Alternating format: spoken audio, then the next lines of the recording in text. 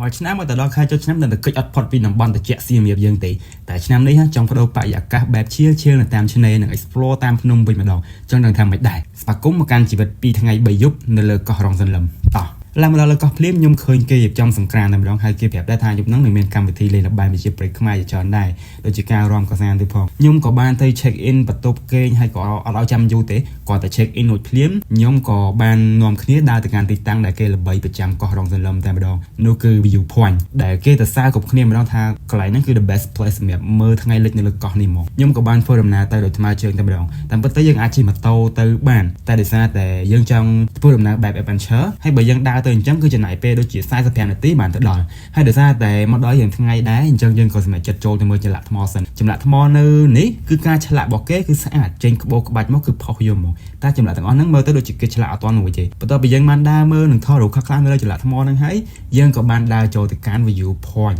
ដែលជាគោលដៅចម្បងរបស់យើងគាត់តែចូលមកដល់ភ្លាមខ្ញុំក៏លន់មកថា wow ជាមួយនឹងទិដ្ឋភាពក៏ដូចជា view ដ៏ស្រស់ស្អាតគួរឲ្យជឿអ្នកទាំងអស់គ្នាដែលចង់បានបទពិសោធន៍ថ្ងៃលិចបែប sea view អាចសាកល្បងនៅទីនេះបានតែនេះថាអង្គុយអត់ចង់ទៅវិញតែម្ដងតែខ្ញុំក៏បាននឹងអង្គុយឈៀលអីយូរដែរព្រោះថាដូចដឹងអញ្ចឹងខ្ញុំធ្វើដំណើរមកដោយថ្មើរជើងទេអញ្ចឹងបើហ៊ានតែនៅយូរ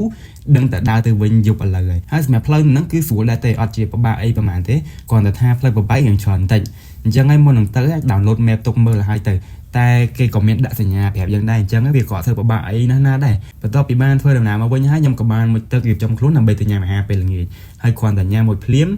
អត់ទៅសម្រាប់ទេគឺចុះទៅលេងទឹកទាំងយប់តែម្ដងហើយគេក៏មានកម្មវិធីលេងល្បែងវិជាប្រិយផ្សេងៗក៏ដូចជាមានបាញ់កញ្ជួយទៀតផងតែខ្ញុំជក់លេងទឹកបាត់ហើយអញ្ចឹងអត់បានទៅលេងអីមួយគេទេហើយបន្ទាប់មកក៏បានអង្គុយឈៀលបន្តិចដែររួចក៏បន្តទៅសម្រាប់ទៅដោយសារតែមកពីថ្ងៃរៀងហត់ដែរស្អែកឡើងក៏ដែរបន្តក៏ជា favorite របស់ខ្ញុំដែរក៏ដូចជា destination ដ៏ធំផងខ្ញុំមួយទៀតបន្ទាប់ពី View Point គឺការទៅជាមួយមើលផ្កាថ្មខ្ញុំបានជួបទូគេមួយថ្ងៃពេញសម្រាប់ការដើរលេងនៅលើផ្ទៃសមុទ្រថ្ងៃនេះហើយកន្លែងដែលយើងត្រូវទៅមុនគេនេះគឺទៅជាមួយមើលផ្កាថ្មជាមួយនឹងវងត្រីស្អាតច្រើនមែនទែនហើយកន្លែងនេះខ្ញុំក៏អត់បានថតអីច្រើនដែរព្រោះថាជក់មើលផ្កាថ្មពេកអញ្ចឹងហើយចេញពីនឹងទៅយើងក៏បានឆ្ពោះទៅកាន់ភូមិ23យើងទៅកាន់ភូមិ23ដើម្បីរកទិញរបស់ញ៉ាំខ្លះៗនៅលើទូកហើយបន្ទាប់ពីបានទិញរួចហើយយើងក៏បានចេញដំណើរទៅនេសាទត្រីគឺការទៅស្ទូចត្រីនេះឯងការទៅស្ទូចត្រីលើកនេះដូចជារោគរ៉ាក់បន្តិចហើយព្រោះថាដូចជាស្ទូចអត់បានសោះតែម្ដងហើយសំខាន់យើងបានទិញរបស់ញ៉ាំអត់ច្រើនទេព្រោះគិតថាយើងនឹងស្ទូចត្រីបានយកមកអាំងញ៉ាំភ្លាមៗអញ្ចឹងទៅតែដូចជាយើងខុសការគិតបន្តិចគឺស្ទូចអត់បានតែម្ដង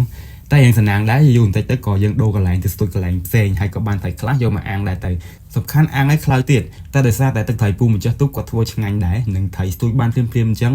គឺយើងយកមកអាំងភ្លាមគឺឆ្ងាញ់តែម្ដងនិយាយពីផ្អែមតែម្ដងបន្ទាប់មករៀងសៀបន្តិចដែរយើងក៏បានឈានចូលទៅលេងកោះរងបន្តិចផងដែរនៅលើហ្នឹងមានចម្រុះជាតិសាសន៍តែម្ដងកំពុងតែសប្បាយជាមួយនឹងចុចសាំខ្មែរយើងខ្ញុំក៏បានចូលលេងតាមឆ្នេរនិងថតរូបបានបន្តិចបន្តួច